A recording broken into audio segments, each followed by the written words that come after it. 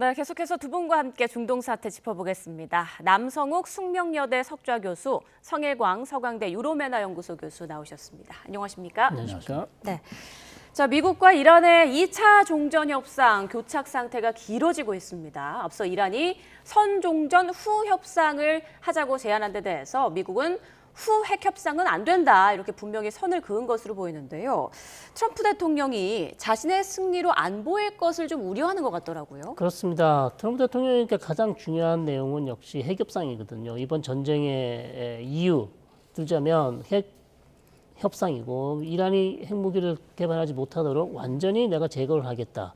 핵 관련해서 이란에게는 아무것도 용인하지 않겠다는 것이 트럼프 대통령의 입장이었는데 이란 입장에서는 핵 문제는 시간이 너무 많이 걸린다. 그리고 지금 호르무즈 해협이 막힌 상황에서 호르무즈 해협과 핵 이 두 가지 중요한 이슈를 같이 협상하기에는 시간이 너무 많이 걸린다는 거죠. 예. 그렇기 때문에 어쨌든 이란 입장에서도 미국의 어떤 해상 봉쇄가 너무나 이란 경제에 어려움을 주고 있기 때문에 일단 호르무즈 해협을 풀고 싶은 마음이 급할 겁니다. 자, 그러다 보니 미국에게 일단 호르무즈 해협을 먼저 개방하고 그 이후에 차례로 핵 문제를 논의해보자고 제안을 했지만 예. 트럼프 대통령 입장에선 일단 호르무즈 해협을 봉쇄 풀고 나서 이란이 어떤 태도로 핵 협상에 나올지 전혀 알 수 없는 상황이에요. 자, 그렇기 때문에 어찌 보면 도박이 될 수도 있거든요. 그래서 그거는 안 될 것 같다. 그래서 일단 지금 상황에서 봤을 때 트럼프 대통령이 이 제안을 받기는 좀 어려워 보이는 그런 상황입니다. 지금 불신 때문에 2차 종전 협상 논의가 앞으로 나가지 못하고 있다 이렇게 분석하고 계시네요. 자, 미국은 지금 어떻게 이란을 협상장으로 끌어올 수 있을까? 그리고 어떻게 미국의 전쟁 승리로 보일 수 있을까 고심하고 있는 것 같습니다. 그런데 트럼프 대통령이 조금 전 이란이 방금 우리에게 그들이 붕괴 상태에 처해 있다고 알려왔다라는 글을 SNS에 올렸거든요. 그런데 뭐 이란에 누가 말을 한 건지 뭐가 붕괴 상태에 있다는 건지는 정확히 표현을 하지 않았는데 이 부분 어떻게 해석해야 할까요? 네, 컬랩스라는 단어를 썼습니다. 예. 경제적으로 붕괴 상태, 정치적으로 군사적으로 다 붕괴 상태라는 뜻이겠죠. 그거는 뭐 미국 CIA가 저는 보고를 하지 않았나 이렇게 추정을 해봅니다. 예.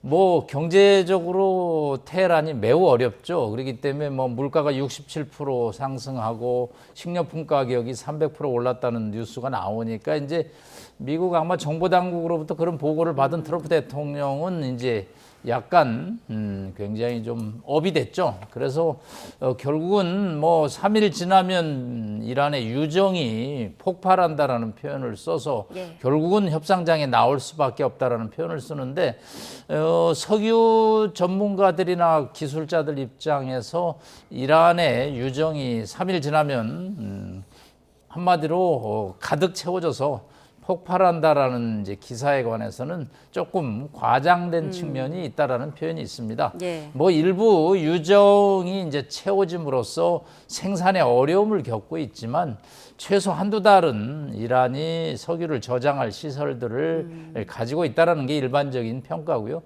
트럼프 대통령 특유의 과장된 표현으로 인해서 이란을 협상장으로 끌어내는 건데 지금 이란이 제안한 3단계 협상안에 미국이나 이란이나 접점을 찾기는 매우 어렵습니다.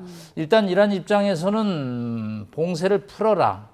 그러면서 전쟁을 중단하고 그다음에 호르무즈 해협을 정상화시키는 논의를 하고 마지막으로 핵 문제 논의하자라는 그래서 종전 선 호르무즈 해협 관리 후 핵 협상인데 트럼프 대통령은 이거는 또 본인 한마디로 이미지하고 맞지 않는 거죠. 뉴욕타임즈 보도대로 이러면 내가 이긴 거야? 라는 그런 또 국민들의 시선을 의식할 수밖에 없기 때문에 선 핵 협상인데 선 핵 협상은 2015년 합의가 2년 걸렸습니다. 예. 그런데 이거 뭐 1, 2주 안에 모여서 할 얘기가 아니기 때문에 지금 양측의 제안이 접점을 찾기는 매우 어렵다라고 말씀드릴 수밖에 없습니다. 네, 이란은 원유 저장고 포환안을 버티려고 유조선에 불량 폐탱크까지 동원하고 있다. 이런 외신 보도도 있었는데 네. 트럼프 대통령이 주장하는 붕괴 상태, 지금 이란 분위기가 어떻다고 파악되고 있습니까? 힘들죠. 어렵습니다. 사실 계속해서 이제 원유 수출을 못하다 보니 유리 저장고도 가득 찰 것이고 예. 그다음에 수출을 못하다 보니 이제 배로 수출을 못하다 보니 다른 방식으로 수출을 하고 싶어하는 거죠. 그래서 지금 철도를 이용한다는 얘기도 있고, 그다음에 유조선의 불량 폐탱크까지 지금 고장난 것들 불량 제품도 지금 고쳐서 쓰겠다는 얘기인데. 일단 철도는 대란에서 우rum치 중국까지 가는 철도를 이용해서 이제 어쨌든 중국 쪽으로 원유를 조금 수출해 보는데 이제 유조선으로 유조선으로 나가는 양에 비해서 너무 적죠. 그렇기 때문에 이거는 뭐 완벽한 해결책은 될 수 없습니다. 그러나 어쨌든 할 수 있는 모든 수단을 가용해서 수출을 하려고 하고 있지만 이란 입장에서는 대단히 어려운 상황은 맞고요. 다만 이제 이란이 이걸 이런 어려운 상황에서 그러면 미국이 원하는 조건으로 협상 테이블로 나올 것인가? 그건 또 별개 문제거든요. 그래서 이란 쪽에서 하는 얘기는 우리가 경제적으로 어렵지만 그래도 미국이 내놓은 그런 협상 하나에 우리가 나오기는 어렵다. 그렇기 때문에 우리는 일단 호르무즈 해법도 풀고 그 다음에 나중에 핵협상에 대해서 우리가 논의를 해보자고 계속 주장을 하고 있기 때문에 이 부분에 있어서 이제 양측 간의 의견이 일치가 안 되고 있기 때문에. 돌파구가 없다면 계속해서 이런 대치 국면, 협상이 이루어지지 않는 대치 국면이 계속 이어질 수밖에 없는 그런 상황이죠. 미국은 계속해서 이란을 경제적으로 압박하는 모양새입니다. 스콧 벤선트 미 재무장관은 각국의 이란 항공 지원을 전면 중단할 것을 지시하기도 했는데 이건 어떤 효과를 노리는 조치일까요? 네, 이란 테헤란 하늘이 막혔었습니다. 그런데 이제 영공이 조금씩 개방이 되면서 테헤란에서 출발하는 4개 국제 노선이 열린다라는 소식이죠. 그러니까 이제 벤센트 재무장관이 경제적 분노라고 그랬죠. 미국 대통령 장관 다 분노가 아주 극단적입니다. 그래서 이 항공을 통제하겠다는데 우리가 항공기가 어디 내리면 이제 급유를 받아야 되고 또 기내식도 받아야 되고 또 정비 서비스도 받아야 되는데 이런 거 하는 나라 가만두지 않겠다라는 이제 엄포죠. 그런데 이게 뭐 어느 정도 효과가 있을지 이제 트럼프 대통령한테 우리 재무부는 이렇게 이란을 압박하고 있다.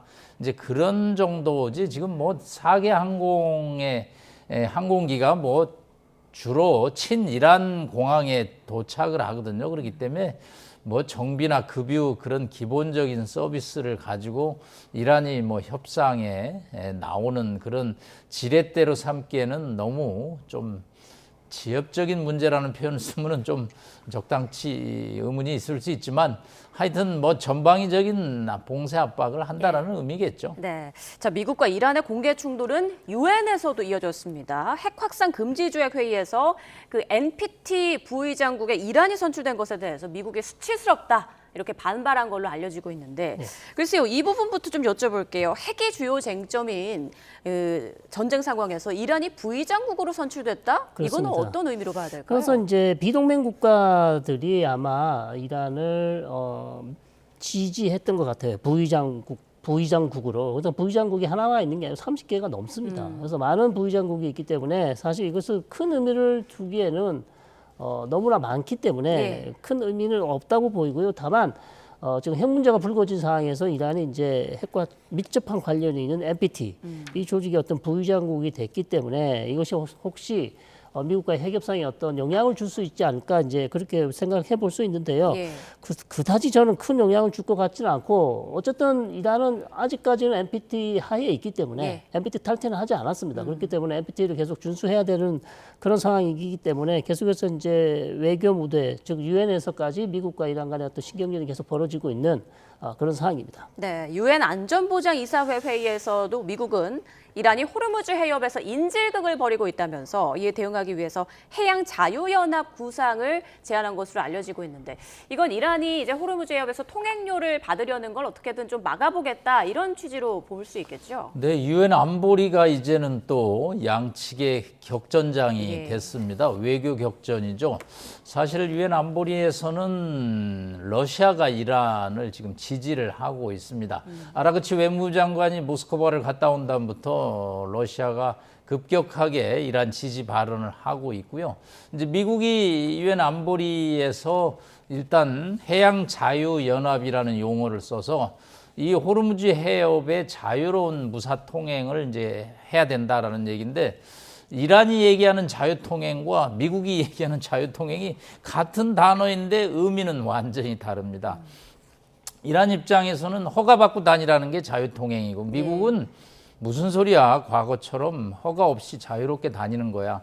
여기에 이제 개념이 있기 때문에 미국은 혼자 힘으로는 이거를 관철하기 어렵기 때문에 연합이라는 단어를 써서 해양자유연합에 한 4, 50개 국가를 묶어서 해양의 자유로운 통행을 이제 강조하는데 그러다 보니까 이제 다자 외교 무대인 유엔에서 양측이 자신의 주장을 관철하기 위한 격론을 벌이고 그러는 와중에 지금 우리 성일광 박사님 얘기한 대로 이 NPT 부의장국에 이란이 등장하니까 미국으로서는 발끈할 수밖에 없죠. 예. 사실은 이게 이제 서서히 이게 무슨 의미냐면 서서히 외교적인 논쟁 쪽으로 가고 있다라는 거죠. 그리고 결국은 이제 포성은 점차 소리가 줄어들고 결국은 이제 외교적인 지루한 줄다리기가 있을 수밖에 없다라는 것을 상징합니다. 네, 군사적 전쟁에서 이제는 외교적 전쟁으로 바뀌고 있다는 말씀인데 지금 이란은 호르무즈 통행료를 받을 뭐 전용 계좌까지 만들었다라는 얘기가 나오고 있는데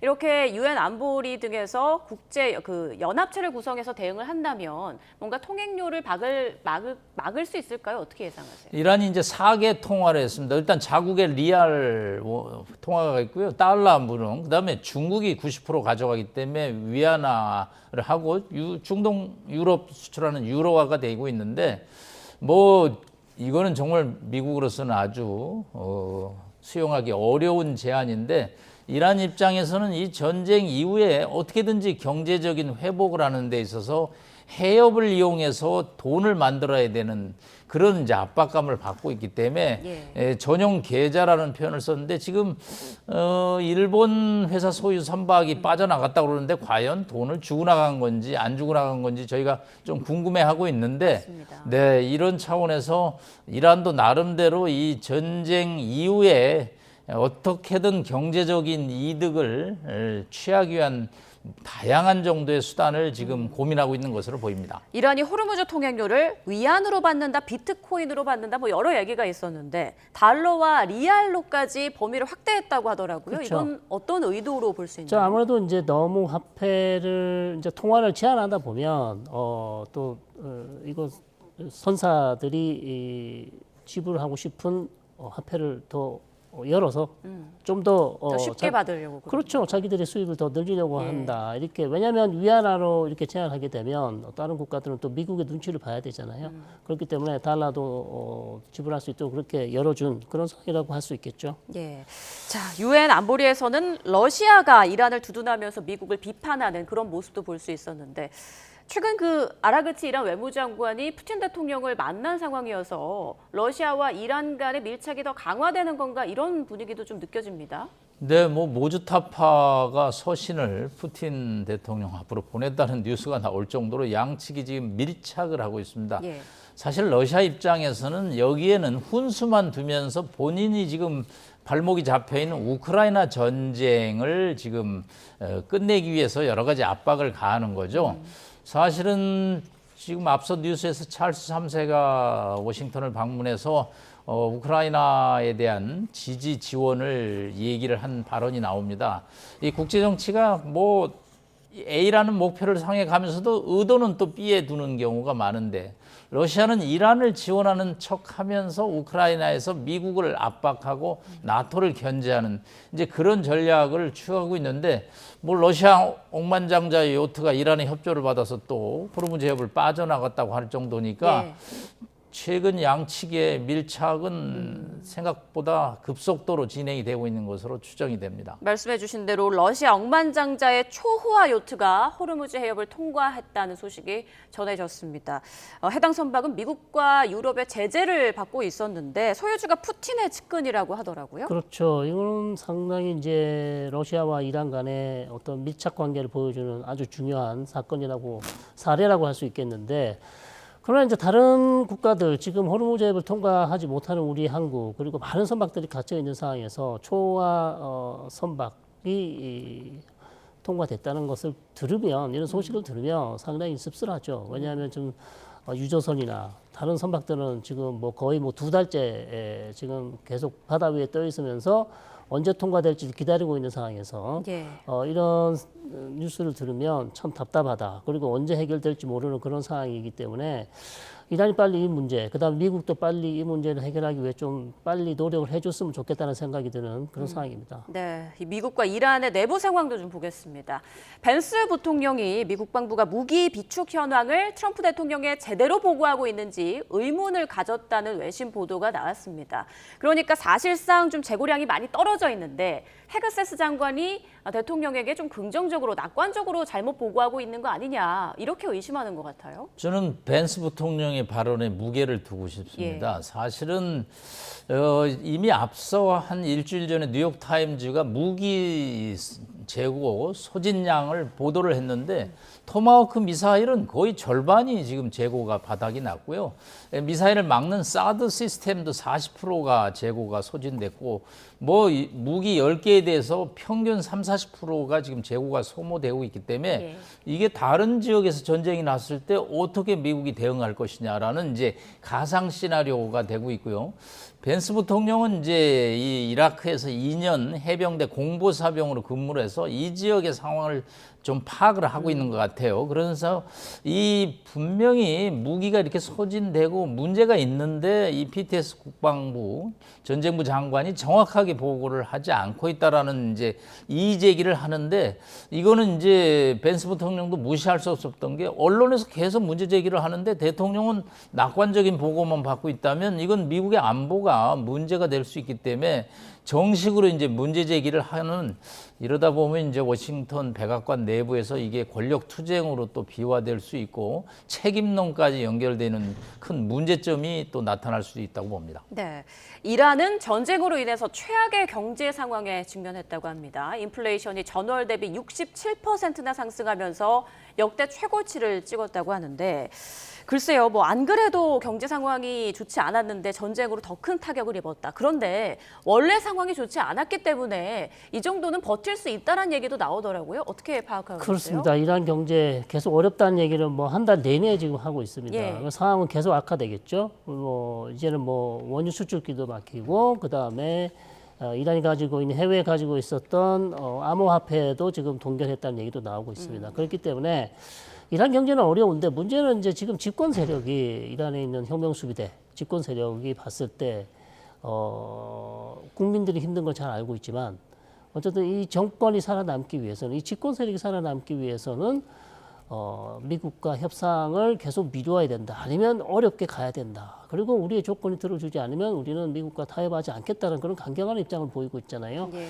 그러니까 이게 만약에 혁명수비대가 아니고 최고 지도자나 어떤 상식과 대화가 되는 정치인이라면 미국과 협상을 빨리 해서 경제 제재를 풀고 국민들을 먹여 살려야 된다는 생각을 해야 될 텐데 그렇지 않고 지금 혁명수비대 쪽에서는 국민들은 뒷전이고 어떤 정권 생존을 위해서 계속해서 협상에서 어려운 조건들을 얘기하고 있다면 이것이 지금 협상이 안 되는 중요한 이유 중에 하나고 그렇다면 지금 이란에 있는 집권 세력이 상당히 국민들은 뒷전으로 보고 있다.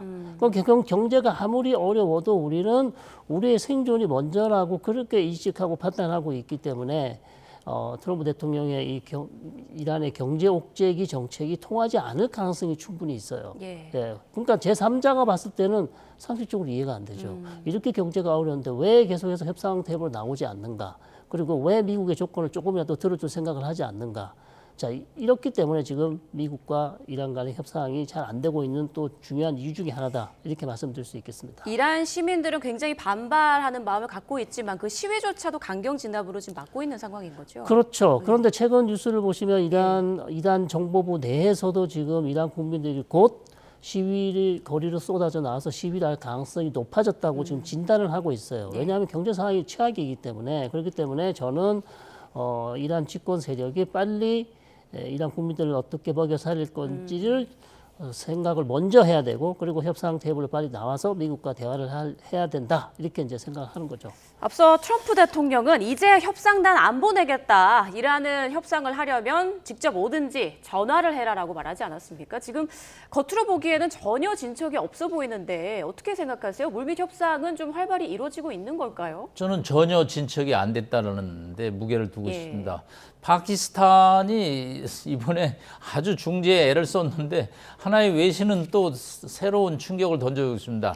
아랍에미레이트가 5조 원 정도 돈을 빌려줬는데 그거 내놓으라고 지금 파키스탄을 압박하고 있습니다. 파키스탄 경제가 어렵거든요. 그 얘기는 뭐냐면 이 파키스탄이 이번 중동 이란 전쟁에서 자신들을 지지하지 않고 이란 쪽의 편을 들었고 그러다 보니까 이거 이번에 제일 피해를 본 국가 중에 하나가 아랍에미레이트거든요. 그렇기 때문에 아랍에미레이트 입장에서는 5월 1일자로 오페크를 또 자기 탈퇴를 하겠다. 석유 수출 기구죠. 이게 큰 또 의미가 있습니다. 사실은 오페크하고 오페크 플러스라는 게 있는데 이제 중동의 석유 산유국들은 오페크, 거기에 러시아 등 베네수엘라 이런 사람들은 플러스라고 합니다. 그런데 이 사우디가 맹주라, 사우디는 감산으로 석유를 조금 생산해서 배럴당 한 8, 90달러 고가로 받겠다는 전략이고 아니 무슨 소리야 지금 돈이 급한데 1,500억 투자를 해서 생산시설을 해놨거든요. 그런데 지금 자신들은 40달러, 50달러에 하루에 또 300만 배럴밖에 안 되고 예. 그러니까 탈퇴해서 우리는 하루 500만 불 생산해서 뭐 50달러건 60달러건 마음대로 받겠다. 이거 이제 사우디하고의 충돌이 나거든요. 그러면서 이제 국제 유가를 흔드는데 요거 트럼프 대통령이 아주 듣기 좋은 뉴스죠. 이거 내가 잘해서 이렇게 된 거다. 그래서 전 세계 에너지 위기를 가라앉히는데 큰 도움이 될 거라는 것이 이제 트럼프 측 계산인데 이게 전쟁이 2달을 지나가니까 이렇게 중동 내부에서도 굉장히 복잡한 불협화음 또 새로운 양상이 계속 벌어지는 것 같습니다. 네, 소 교수님 의견도 좀 짧게 들어보겠습니다.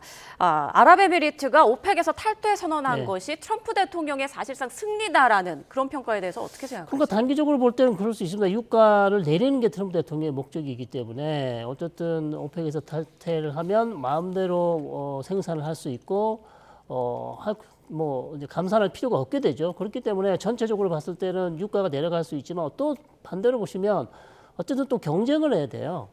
미국이 또 경쟁해야 되고 UAE도 생산량을 늘리게 되면 경쟁을 하게 돼 있기 때문에 이것이 과연 장기적으로 봤을 때 미국 그다음에 세계 경제에 도움이 될지는 모르겠습니다. 유가는 떨어질 수 있겠지만 오펙과 미국과 어찌 보면 UAE 이런 국가들이 경쟁을 해야 되는 상황이 될 수 있기 때문에 단기적으로는 모르겠으나 장기적으로 봤을 때는 시장이 어떻게 될지 좀 지켜봐야 되는 그런 상황이라고 봅니다. 네, 전쟁은 군사 충돌에서 이제 외교 전쟁, 경제 전쟁으로 바뀌어가는 양상인데요. 협상에 진척이 좀 있다는 소식이 들려왔으면 좋겠습니다. 지금까지 남성욱 숙명여대 석좌 교수, 성일광 서강대 유로메나 연구소 교수와 함께했습니다. 고맙습니다. 감사합니다.